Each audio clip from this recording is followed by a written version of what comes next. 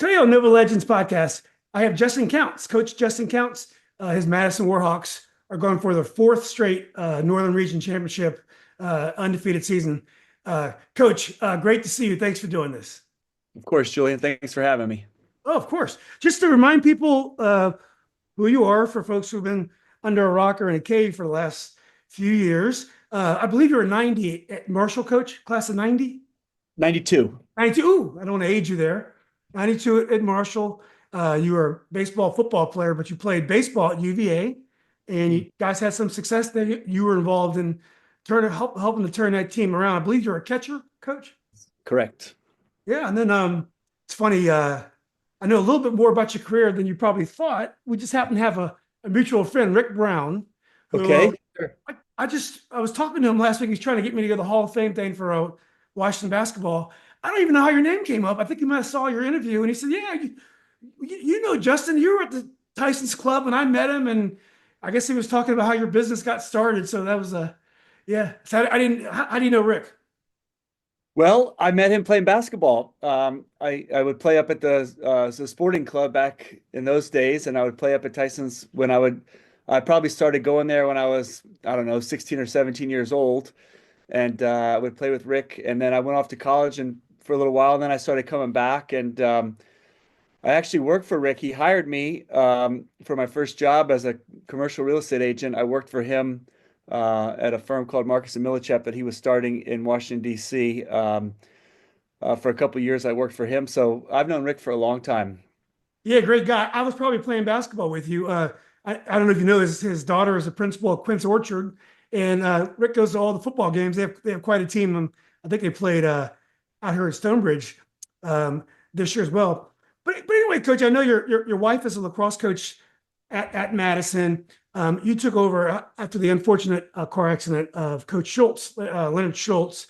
And again, you guys have been on a roll lately. It's been awesome this year. You got quality wins over Stonebridge, Lake Braddock. Marshall's had a good year. You beat them pretty easily, and again Westfield. Uh, Coach, when you look back on this year, when you got started, did you think at this point of the season you could be undefeated? Last year you lost the game, and the year before you lost the first three. Yeah. Um, I knew we had a good team. Uh, I knew we had some really good core players and some great senior leadership. We returned 9 of 11 guys on defense, so I knew that was going to kind of be the backbone of the team and what we were kind of building around.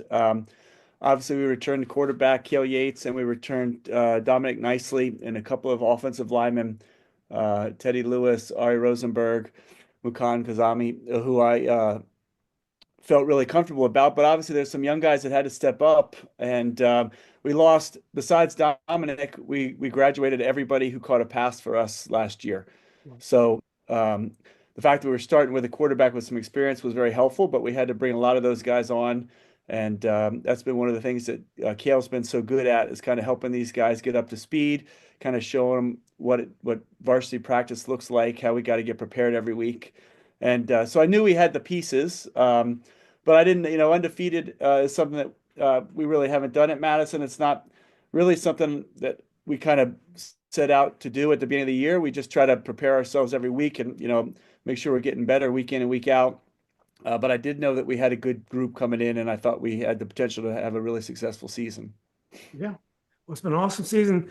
From very early in the season, you guys were executing. So it doesn't surprise me that you had so much experience coming back. Because I thought you were in postseason form, and I saw you guys against Lake Braddock, and I couldn't believe how well you looked. Uh, no one's ever going to be more fortunate at running back than Madison. You guys have Dominic Nice, who's a Division I prospect. I guess he's decommitted, but I'm sure he'll find a good home. But you have the Dreg brothers, who, as you might remember, I worked for the dad for some years. You've had a really good run at running back. Does this run continue? Do you have other guys waiting in the shadows, waiting to take over? Well, we have been really fortunate. Obviously, the Dredge boys were a huge part of our success the last couple of years. Dominic is a fantastic player and is kind of a generational player for us. We don't have a lot of players like Dominic walking around Madison. He's been great for us. And yeah, I think, we benefit greatly because a lot of our kids play VYI youth football, and it's a great organization. They develop a lot of players. So we get a lot of kids that come to Madison who have played football before and have some experience. So um, we have a back right now who's a junior named Matthew Weiler, who's played a lot for us this year. We have really high hopes for him. But we do have some good young guys in the pipeline. So we hopeful. I mean, to live up to those guys that you mentioned is going to be very tough, but I think we'll be solid at the position moving forward for sure. Yeah. Well, there is hope because I remember when you were telling me the story about Dreg Angelo, you had no idea he was going to be a top running back because I guess he had been maybe a fullback the year before, and he really determined that he was going to be a star, and he worked really hard in the offseason. And to your surprise, pleasant surprise, he was a top running back in the region the next year. Yeah, absolutely. I think Angelo's like a lot of our kids. We, like I said, we've been really fortunate. But these guys set a goal for themselves and they decide that this is something they want to do, and then they put the work in to do it. I mean, that's kind of the message that we've got for these guys. If you want something, it's just not magically going to happen. You can't just put your head in the pillow and hope and dream and think it's going to come out. If you want to accomplish something, you got to set a goal. You got to get some measurable milestones along the way to see to make sure you're staying on that, and you got to work it, and you got to work it every day, and it doesn't always happen as fast as you want it to happen.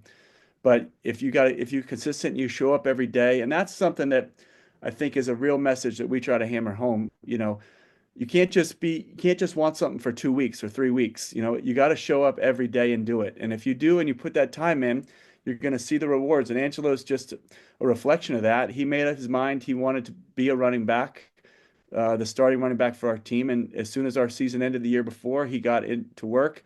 He changed his body completely and became a real star for us. So I was really proud of him. But we got a bunch of kids that they kind of have that mindset that if they want something, they got to go take it. Yeah. Well, coach, it's been a long time since I played football, 1982. And my son was a soccer player, and I was more of a basketball player. But one thing about soccer and basketball, every team kind of grows differently. I mean, you may have a system that you want to play, and a lot of coaches are system coaches, but you do find that the teams kind of grow independently on their own, and you end up being a different type of team than you expected. And usually that's good because they grow in a way it's best for those players. Does that happen in football? I mean, do your teams grow differently? At the end of the year, you're like, wow, we're a completely different team than I imagined we'd be at the beginning of the year. Sure, and I think football probably the real variable is health. You can have some great plans, but if the wrong person gets injured, you may have to modify those. So I think um, that's probably the biggest driving factor for how the direction that your team goes. Who stays healthy, what players are you working with? Um, I heard Mickey Thompson speak at a coaches thing we had earlier this week for Northern Virginia coaches, and one of the things he said that was one of the keys to his success was finding an offensive identity and a system that he worked every year, and then being able to tailor that to the type of talent and have a set of plays. If you've got a really strong throwing quarterback, you can run this portion of your offense. If you've got a great offensive line, you can run this portion of your offense, but at least have a structure and then determine kind of where your talent fits in within that structure and be able to work that. So it's not just having a system and this is what we're going to do, no matter what your talent level looks like. You got to be able to adapt that a little bit. And then obviously that's going to morph throughout the year as kids develop and different kids kind of step up and fill those roles. But I do think that's something that we try to do at Madison. We've got an offensive identity, but again, it'll be tailored more toward kind of the strengths of the players. And hopefully as coaches, we can put those guys in the best position to be successful. Yeah. Well, Coach, you probably don't pay much attention to Loudoun County. I just actually moved out here.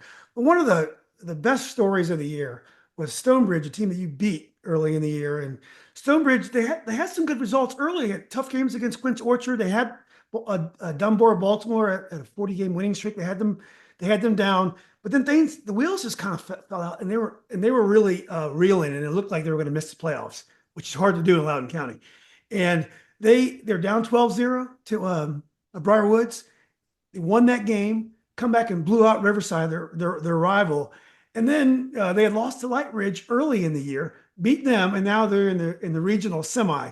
You probably don't know Coach Colson very well. I've never met him, but isn't it amazing how momentum can change and a team could be really just reeling, and next thing you know, some good fortune, some players come back from injury, next thing you know, you're playing for a title.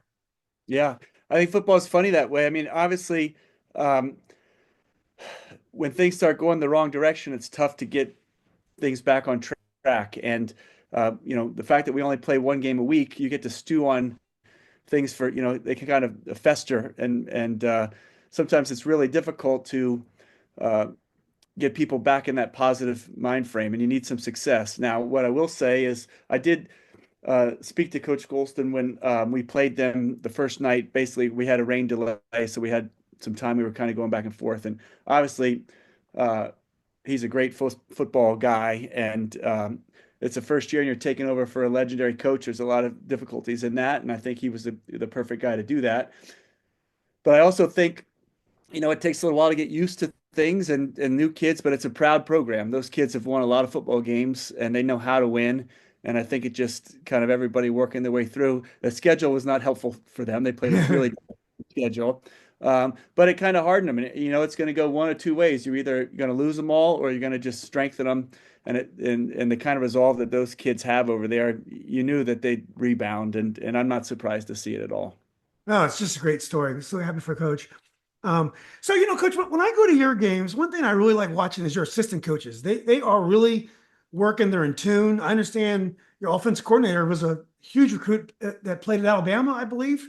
Talk a little bit about your assistant coaches. And I remember you told me the first time I talked to you, you felt you had a great coaching staff in place when you took over, which is one of the things that you really liked about the job. But let's talk more about your assistant coaches. Yeah, sure. So, my situation obviously is extremely unique in the fact that I took over for Coach Schultz when he passed, and the whole staff kind of remained there. So I was actually part of the staff, and I worked for and under the guys who are the assistant coaches now. So to their credit, they allowed me to kind of take over the role and be the head coach. But I've learned most all the football that I know from those guys, from working under those guys in the years. And of course, I've got Coach Skinner on our staff, who was my high school football coach. So Oh, cool. between the two coordinators, Ray Gordon, our defensive coordinator, and Tim Hecht, our offensive coordinator, and Coach Skinner, that's probably 98% of where I learned about football. So these guys, to be able to kind of put their egos aside and let me kind of be the head coach and do the head coach things and kind of take direction for me a little bit. I think I'm very blessed to have guys that are willing to do that. And then it's also great because these guys I think are fantastic football coaches, all of them, and I think they do a great job with the kids. And I think it's just worked out really well for us within our program. I have a vision of what I want. Most of that I learned from Coach Skinner of how what the high school experience is supposed to be about, what these kids should be getting out of the program, and like I touched on it earlier, kind of the work ethic that I hope these guys develop, and then these guys help execute the football X's and O's part of it, and help me kind of push that message that we want our kids to get when they're in our program. So, very fortunate to be able to work with these guys. We've stayed together. Um, we've added a couple of young coaches along the way, but the core of the coaching staff has been together for, since 2012 when we first got here with Coach Schultz. So I think the continuity there has been a real key to our success. And I think the fact that these guys have kind of let me put my stamp on the program with keeping the message and the philosophies that Coach Schultz kind of put in place has worked out really well for us. Yeah. Well, Coach, in a way, isn't that makes it more manageable? If you're a head coach these days, you spend 50, 60 hours a week maybe, and you all of us have full-time jobs. It could be very tough to manage. And instead, if you have a staff like Madison that you buy in, you don't necessarily have to be the head coach. But if you love who you're working with and you love the kids, in some ways, it's probably more of a manageable lifestyle to be part of an excellent staff than to go off. We all have egos. We all want to be a head coach, but this might actually be more fun. Well, it's certainly fun for me. I mean, I enjoy being around the kids. I think as I get older, in particular, when I was a young coach, I was so much about wins and losses, and I'm probably reflecting more of when I started as a baseball coach, because I've been at Madison since 2000 coaching baseball, and wins and losses were so important, and you kind of ride the ebb and flows of how the season was going. And to me now, it's just so much more about the relationship and the development of the kids and watching them mature from ninth graders through 12th graders. And if I kind of take that approach and I judge kind of our success on kind of the development of these guys and the type of young men that they're becoming, the wins and losses have taken care of themselves. And people can say that's an easy philosophy to take when you've had success and you're winning games. But to me, the high school time is such a important time in a young person's life, and there's a lot of decisions that are made that are going to affect kind of the way the path that you're going to take moving forward, and kind of the work ethic and the philosophies that you kind of get instilled in you as you move on to college or move on to wherever you're going to go after high school, kind of carry you moving forward. So for me, I'm just trying to make sure that our guys are in a good place, that everybody's kind of progressing the way they're supposed to progress, that everybody's maturing and starting to make decisions that are, going to help them become better citizens, better parents, better employees, whatever. And that's kind of how I'm judging what I'm doing with my job. Yeah. Well, Coach, you mentioned that you learned a lot from the guys on your staff, but you also work with one of the biggest winners in Northern Virginia history, Coach Pudge, our buddy Coach Pudge. What are some of the things you learned from Coach Pudge that have been helpful on the football field? Well, I think a lot of my coaching style, and I think Pudge would say the same thing. I played for Coach Sisler at Marshall, and Pudge worked for him. He was an assistant coach there. And I think a lot of kind of the mental psychology of high school players, a lot of that stuff that we kind of motivating and inspiring are things that we took from Coach Sisler. And he was as good as I've ever seen with those types of things. I think Pudge, to his credit, has worked really hard to kind of learn and be able to teach the technical side of the sport. And I think I've learned a lot from that. But mostly it's kind of the motivating and inspiring young people. He's great at that. And really, I feel like, as a high school coach, you want to try to push all these guys to be the best that they can be. And if you've got real talented kids, the best that they can be might be, winning championships. But you may have, kids that aren't that talented, but if they get the most out of their bodies and the most out of their ability, you've accomplished a lot of great things. So I think for him, it's just kind of that motivation, that inspiration, and being able to inspire kids to want to work and want to be the best that they can be. Yeah. Well, Coach, before we get to the playoffs, the Chantilly game and the upcoming Westfield showdown, the Hayfield VHSL saga has kind of overwhelmed a lot of high school football news this year. Probably good for you. You can stay below the radar a little bit. But, that's in what we call Region 6C, your Region 6D. Is any of that strangeness been a distraction to Madison at all? Because obviously you guys have played Freedom under Coach Overton in the last two state playoffs. But is all that what's going on in Hayfield, has it been a distraction at all to you? I don't know that I would call it a distraction. I mean, what I would say is that it's hard to go anywhere with anybody who cares about high school football and not hear about it. Everybody wants to talk about it. I've kind of tried to hammer home with our kids that that's not something that we really need to worry about. It's not going to impact us on a day to day. We need to focus in on what we're doing, and trying to do the coach speak stuff and get our guys locked in. And frankly, I said if we ever played Hayfield, that would mean that we won the region and we're having a great season, and that'd be fine at that point. We'll just see how it shakes out. So I've tried to really kind of hammer that home to our guys, and I think for the most part they've done a great job. I mean, obviously with social media and everything that goes on, it's hard to ignore.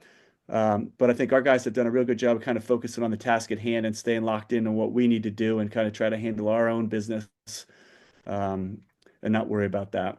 Yeah, and at least your game wasn't postponed on Friday. So that Right. Yeah. So, Coach, you played Chantilly this week. I believe you won 44-0 that game. So one thing that I don't like about the playoffs, there's too many teams that are in the playoffs, and I think we should probably reward the top two teams in the district or so, kind of like when I played back in the Stone Age. What do you think? Do you like these early round matchups? Obviously, you don't take anything for granted. You invited Chantilly in like they can beat you, and you had your kids ready to play. But do you like those matchups, like those 1v8 matchups when in the old days we didn't even play those games? Yeah. That's an interesting question. And really, I haven't given it too much thought. I mean, if you look back at last year, we had a 7 seed beat a 2 seed in our That's right. region. So Yeah. it's not unheard of. I think part of me thinks that you're probably right, that it's too many teams and we should be rewarded for what we do in the regular season. It should mean a little bit more. But then part of me also thinks about, if you had a couple injuries that cost you some game, some key guys and you weren't at your full strength, and then maybe by the end of the year you're playing much better football and you can make a push. Maybe you deserve an opportunity. I don't know.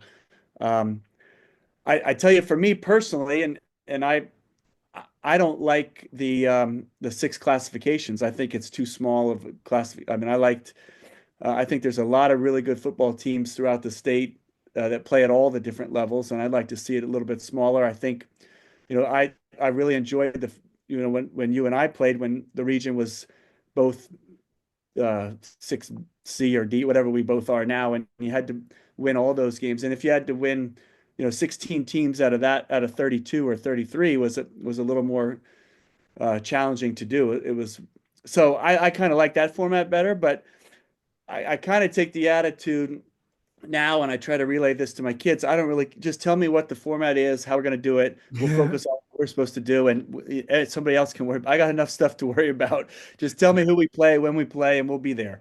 Yeah. Yeah. Let me be the philosopher, right, Coach? Right. So what did you think about the Chantilly game? Obviously, it looked like it went to form.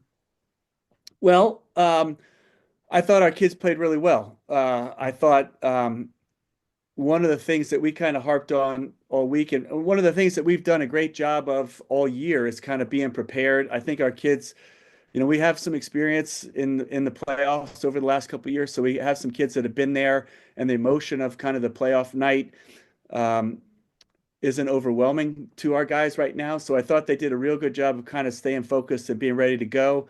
I thought we executed, what we were hoping to do really well. We obviously have a lot of respect for Chantilly. We've had some great games with them over the years. Coach Curry does a great job over there, and we knew they had some really talented guys. So I felt that we executed what we were hoping to do really well, and I was proud of the way we kind of responded, and we're ready to go from opening kickoff. Yeah. Well, let's talk about Westfield. Every year it's inevitable that you and Westfield are going to play in the postseason. You guys had a great game this year that I watched, and you probably learned a lot about your team in that game because I thought the key series of the game was in the third quarter. They had first and goal inside the 5. They didn't score. That's always great for your team. That's a great character builder, but also the fact you can come from behind. As you know, nowadays in high school football, you very rarely play a close game. So you get used to 21-7 as a close game. So the fact that you're able to do that, you learn a lot about your team. But what do you think about the first Westfield game? Did I have it right? Well, I thought it was a great game. We played on a Thursday night, which was the only disappointing part of the whole thing, because I think if it had been a Friday night, I think the crowd would have been even better. We had a great crowd for that game. I would expect a similar situation. I think it'll be a great high school atmosphere. It'll be a spirited game. I think it'll be the type of game that the kids will remember for the rest of their lives. So certainly looking forward to it. I thought that first game was just as you described it. It was a great high school football game. Two really good teams. Um, I thought our kids from our end, I thought we competed the whole way. We did some uncharacteristic things and put ourselves in some tough positions, and I think our kids responded really well. And like you said, we were down a little bit at the end, and I was really proud of the way we kind of handled that and kind of fought our way back. But it was a great game, and I would expect the same thing for the game coming up for sure. Yeah. They got a great running back. I can't remember, I forgot his name. I was going to look it up before we got on.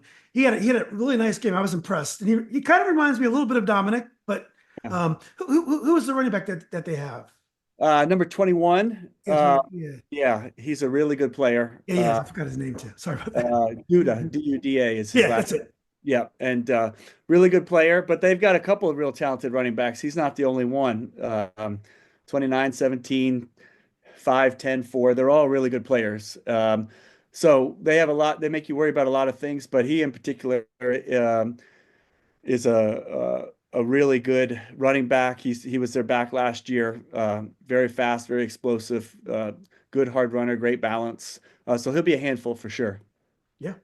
And coach, they have a new coach this year. Is that right, Westfield? So Mhm. have they changed a lot? Was he already on the staff and it's the same type of patterns? Oh, brand new.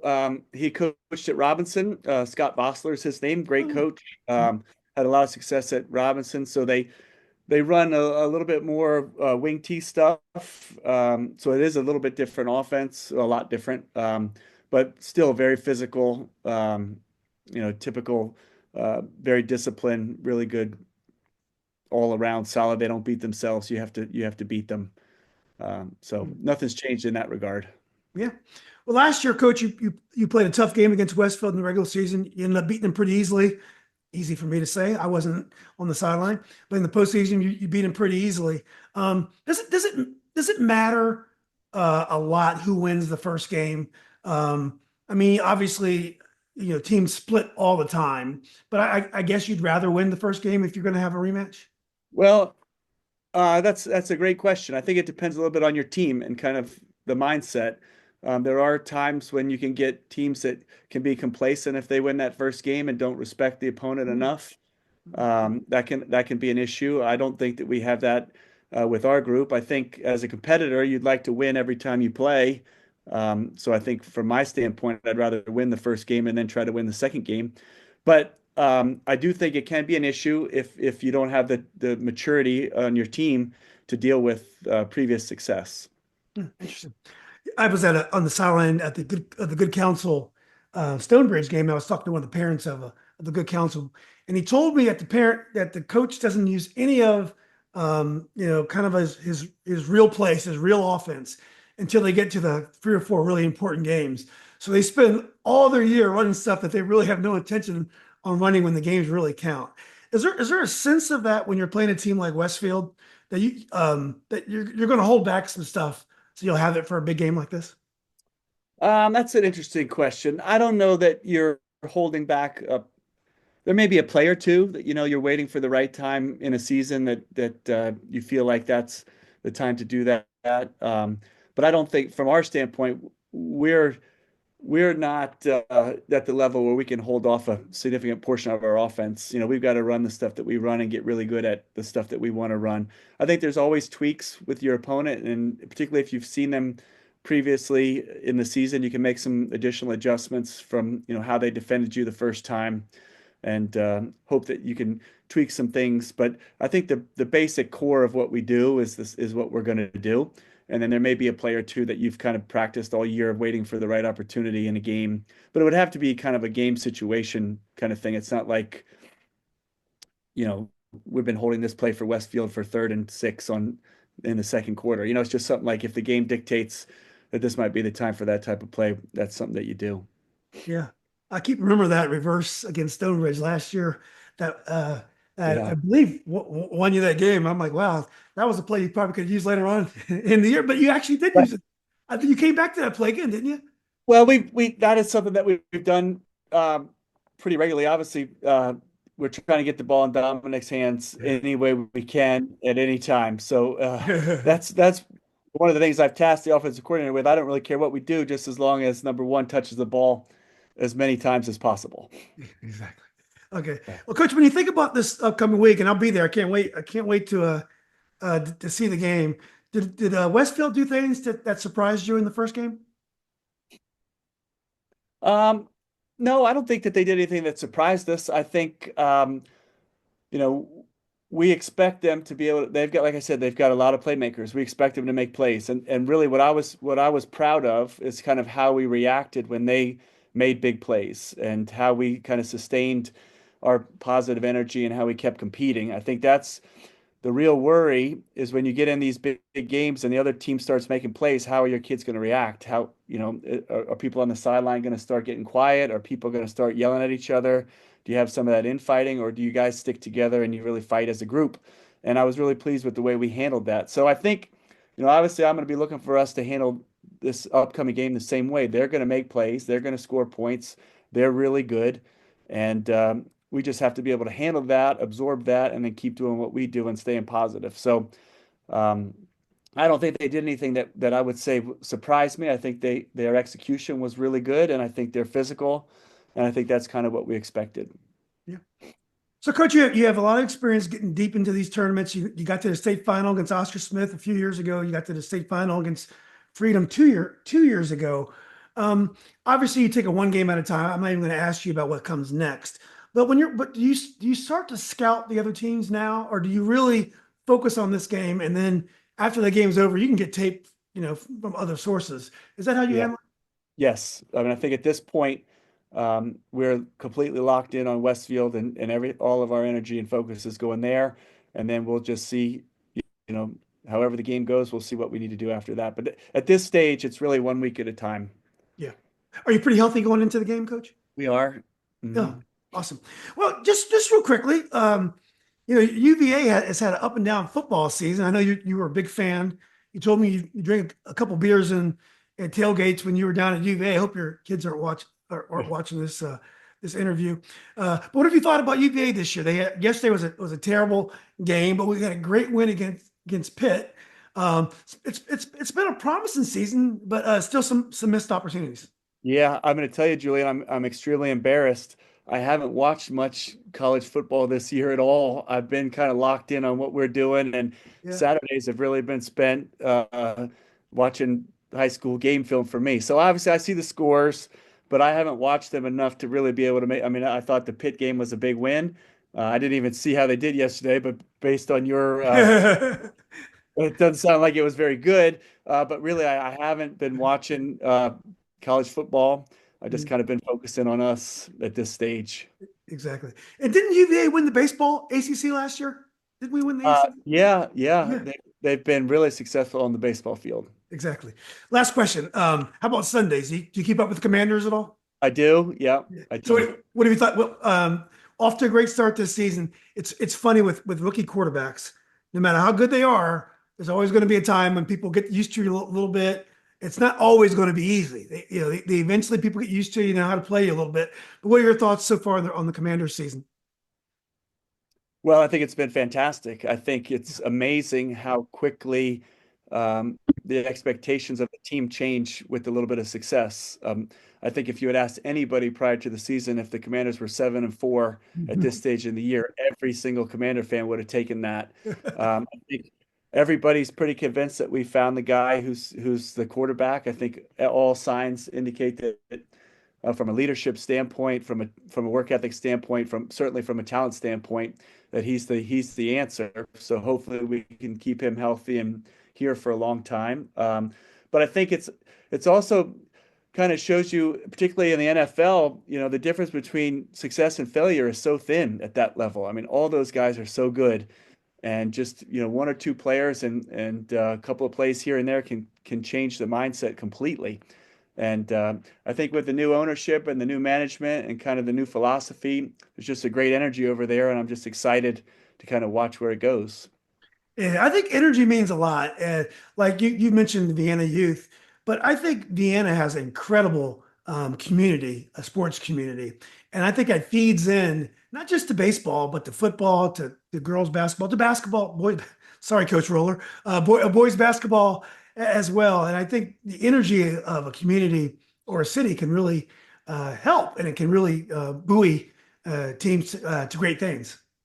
Well, I couldn't agree more. I think one of the really nice things about Vienna is even though we're kind of right in Tyson's Corner, it still has a little bit of that small town feel. And I Nice. think the community really rallies around youth sports are important and youth activities. So people follow that. They kind of promote that. I think a lot of kids growing up come to the different high school games, all the sports that you mentioned. And I think they have aspirations of kind of playing in high school, and it's something that is really supported by the community. And we get great turnout at our games. We get great community support. And I think to your point, I think it just the mindset and the attitude kind of promotes a successful program. And I think one of the great things about Madison in particular is that all the coaches there seem to really support the other programs. We don't have any we're all sharing athletes, and everybody does a real good job with that. And I think everybody kind of has resigned themselves to the fact that you compete on your football team, and then when you're done, you come play basketball, and when you're done with that, you can come play baseball or lacrosse or wrestle or whatever. We share that and we promote that, and that's kind of built a a real good synergy within our school, and everybody kind of cheers for one another. And it's been a real nice place to coach for sure. Yeah, I think the last game I went to, game I went to last year, I watched your game with my friend Coach Stone, and she's a huge fan of the football program. So yeah, I think that energy is something that's very productive. But look, Coach, it's always great talking to you. You always have incredible, insightful views of the game, but also, motivating kids and moving teams forward. So I just wish you the best of luck. I hope you guys can go far in the postseason, and hopefully we can get together and talk again at some point. Great. Well, I certainly appreciate it, Julian. Thank you for doing this. Oh, of course, Coach. Have a good Sunday and good luck on Friday.